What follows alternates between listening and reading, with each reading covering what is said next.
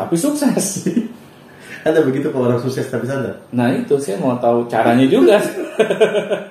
Kalau ada bocorannya gitu kan, ya tolong sharing sama saya gitu kan. Siapa tahu saya bisa mengikuti gitu kan cara-cara seperti itu. Nah tetapi kan nggak mungkin gitu. Manusia itu bisa hidup berleha-leha itu nanti pas di surga. Ya, di surga kan apapun yang kita inginkan, kita hanya kedip mata itu langsung ada. Gitu. Nah, tetapi kan itu nanti di alam lain. Apakah kita mau buru-buru pindah alam? Umum juga kita tentu masuk ke surga kan? Iya. Nah di sini kan akhirnya ya selagi kita masih hidup di dunia, kita harus sadar gitu bahwa kehidupan kita ini tergantung diri kita. Kalau kita tidak bisa menyemangati diri kita sendiri, tidak ada orang lain yang mau menyemangati diri kita dong. Ada yang ketergantungan seperti itu, Kak. Maksudnya? Banyak orang yang berkata bahwa saya kalau apa harus disemangatin dulu. Nah itu tuh apa Pak maksudnya? Karena kebiasaan atau bagaimana ya? Karena kalau dia menyemangati diri sendiri itu nggak ada artinya, katanya begitu. Harus orang lain dulu yang menyemangati baru dia terasa gitu. Nah itu bagaimana? Kalau menurut saya itu termasuk salah satu penyakit jiwa. Kenapa? Penyakit jiwa ini kadang tak memilikinya itu nggak sadar. Kalau ada hal-hal yang di luar akal sehat gitu ya, itu perlu kita telusuri penyebabnya apa. Karena apa? Karena kalau kita tidak sadar-sadar juga, akhirnya kita terlena gitu. Kita selalu menginginkan hal yang sebenarnya itu akan menjadi penyakit bagi kehidupan kita. Itu sangat beresiko loh Pak ya. Pasti. Tergantung dengan orang gitu. Kalau ada yang nyemangat, misalnya ya siapapun itu punya keluarganya atau apa yang nggak peduli dia nggak semangat. Padahal setiap manusia itu akan dihitung ya, dihisap. Itu masing-masing. Bukan satu RT gitu kan, dihisap sama gitu kan. Dihisap masing-masing. Apa yang menjadi perbuatan mereka. Nah, kalau kita sampai nggak sadar, kita terus mengandalkan orang lain, ya sudah, kita tidak mau melakukan hal yang lebih gitu, yang sebenarnya kita bisa lakukan. Karena kan orang yang terlalu mengandalkan orang lain, pasti mereka tidak bisa melakukan hal yang di luar kemampuannya. Ya, dia pasti selalu tidak memiliki rasa percaya diri gitu untuk bisa meraih sesuatu yang lebih. Apalagi memiliki semangat yang lebih. Nah itu kan kita tidak mungkin ya bisa menggantungkan diri kita kepada orang lain, sedangkan orang lain saja masih banyak urusannya yang mereka harus kerjakan dibandingkan terus memikirkan diri kita.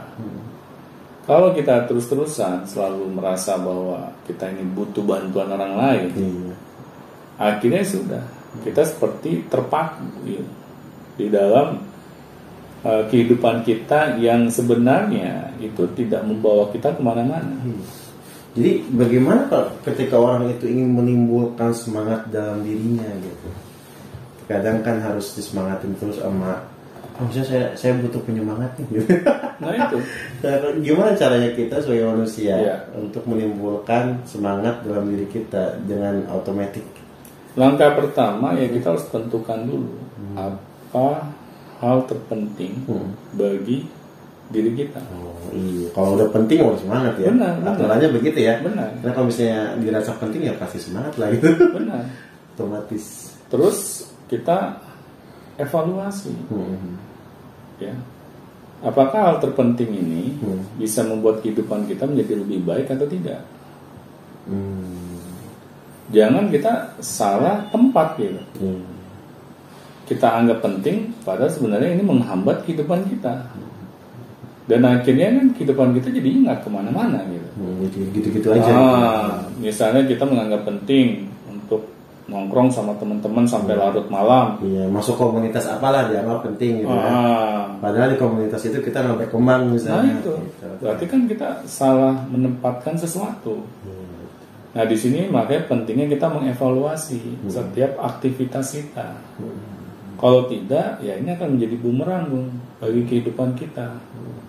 Nah setelah kita mengetahui nih hal terpenting apa yang memang penting bagi kehidupan kita untuk kita kerjakan, maka kita buat rencananya. Biar jelas ya. Biar jelas. Ya, biar kita semangat juga apa yang harus kita lakukan. Iya. Kan kadang manusia kalau menghadapi suatu ketidakjelasan, dia akhirnya bingung. Bingung dan kalut ya dan malas biasanya. Mau apa duluan yang dilakukan nih gitu kan.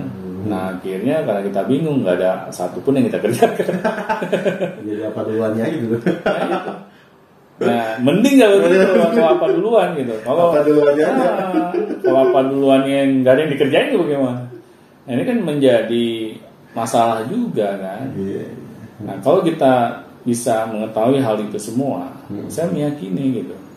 Semangat itu akan mudah kita timbulkan. Kita tidak akan mati gaya gitu. Karena kita tahu apa yang mau kita kerjakan. Dan kita action terus ya Pak. Dan kita action terus gitu. Action. Karena kan action ini penting banget gitu. Kan nggak mungkin gitu orang yang tidak mau action itu bisa sukses. Karena saya belum pernah menemukan contoh orang sukses yang nggak pernah action gitu. Ada tuh Pak. Yang main slot. Main slot apa? Main judi? Hah? Uangnya banyak kayak tiba-tiba main binary option. Oh, itu kan lihat dong tingkat resikonya gue. Oh iya benar. Ya lebih besar atau lebih kecil? Iya lebih kecil kan? sih. Nah makanya akhirnya itu kan bisa dibilang ya seperti ini ya, seperti main judi ya. Akhirnya kita hanya selalu mengandalkan faktor keberuntungan. Masalahnya kalau kita tidak pernah beruntung bagaimana gitu kan? Jadinya ya sudah gitu, kehidupan kita nggak kemana-mana gitu. Kebanyakan mengandalkan itu sih slot.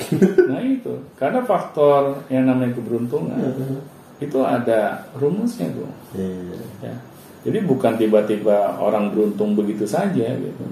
Rumusnya adalah faktor persiapan kita ya, bertemu dengan kesempatan. Jadi pas gitu ya? Pas. Kalau kita tidak pernah bersiap, pas ketemu kesempatan, ya bagaimana kita bisa mengawinkan hal itu kan? Lewat juga. Akhirnya kita tidak beruntung gitu. Jadi karena persiapan bisa kita siapkan, terus kesempatan bisa kita cari. Benar. Sebenarnya keberuntungan itu bisa kita ciptakannya. Iya benar. Jadi memang harus beriringan gitu.